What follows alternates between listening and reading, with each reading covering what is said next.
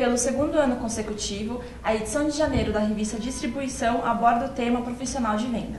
Quem conversa hoje no New Trade TV é o professor Jair Santos, consultor e palestrante motivacional. Professor, vamos começar falando sobre o novo perfil desse executivo, né, esse executivo de vendas. Como ele trabalha em equipe hoje, quais foram as mudanças nos últimos anos nesse profissional? Bom, Andréia, de um modo geral, o mundo como um todo vem mudando, todas as profissões vêm passando por transformações significativas e, portanto, o profissional de vendas não poderia ficar fora dessa. A grande questão é que, de um modo geral, o profissional de vendas sempre foi entendido como aquela pessoa que, por ter algumas características facilitadoras, um cara muito comunicativo, muito expressivo, muito dinâmico, motivado por si só, entrava na carreira e aí as coisas caminhavam dessa forma e muito bem, diga-se de passagem. De repente, o mundo começou a exigir uma expertise diferenciada, um conhecimento técnico mais aprofundado, habilidades transacionais, que são aquelas relativas a fazer parte de equipes, a não trabalhar mais de um modo isolado, mas fazer parte de um contexto de negócios. Isso afetou de uma forma assim avassaladora o profissional de vendas, que de repente se viu numa situação onde foi necessário pensar o que fazer para continuar na carreira.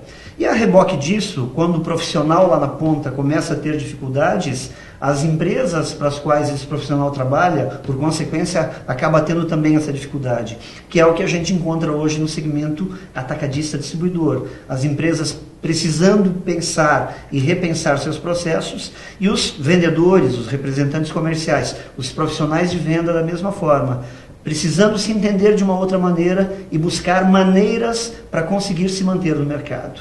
E como esse atacadista distribuidor consegue motivar esse profissional de venda? Essa é uma cadeia de resposta bastante complexa, né? Porque a motivação não se dá somente por belas palavras, por palavras que entusiasmem, ela se dá por um conjunto de situações.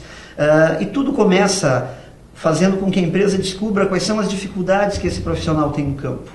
Aonde estão as barreiras, as limitações, os bloqueadores que podem impedir o trabalho com resultado? A partir desse pensamento, ou seja, eliminando os fatores de desmotivação, é que a gente começa a motivar alguém. Tá? Não adianta um show diário com palavras belíssimas, sendo que esse profissional vai sair a campo e não vai ter ferramentas suficientemente boas para dar conta do recado. Então a empresa precisa começar a se preocupar. O profissional que trabalha para mim, que trabalha na minha equipe, ele está recebendo todo o conjunto de informação, ele está recebendo doses de conhecimento técnico para que quando ele chegue ao cliente, ele possa efetivamente fazer um bom trabalho? O acompanhamento de campo feito pelas gerências comerciais é suficientemente boa para dar o suporte que esse profissional precisa?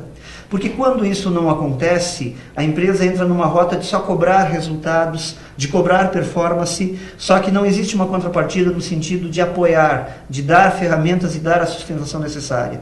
Então eu vejo que sim, quanto mais apoiarmos, identificarmos deficiências e fragilidades, quanto mais a gente vai poder cobrar resultado também do representante comercial.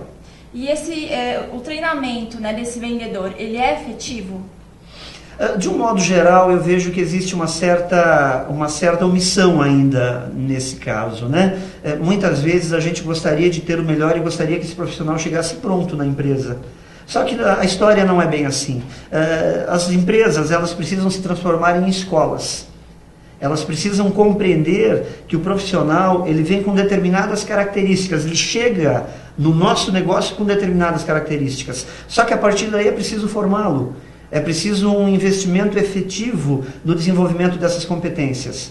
E aí eu percebo que é importante que se pense em treinar não somente o vendedor, o representante comercial, mas o treinamento começa pelas bases de comando, pela gerência comercial, pela coordenação comercial, que já sabem muito, conhecem muito, mas muitas vezes precisam ser lapidadas.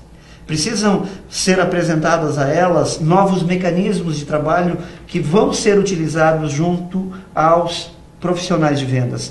Quantas vezes, nesses 20 anos aí que eu venho nessa caminhada de treinamento, com palestras, com workshops, com consultorias dentro de empresas, em que após um treinamento feito com vendedores, alguém chegou para mim e disse: pô, professor Jair, bacana isso que o senhor falou para nós.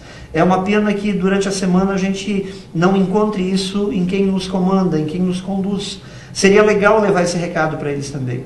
Então eu vejo que o treinamento hoje é a grande alternativa de desenvolvimento dos negócios, mas precisa envolver a todos, da direção ao profissional de vendas que eventualmente esteja começando hoje ou aquele que já está há muito tempo na empresa. Tá certo, então, professor, agradeço a sua presença aqui na Neo Trade TV. Eu sou Andréia Martins e você está na Neo Trade TV.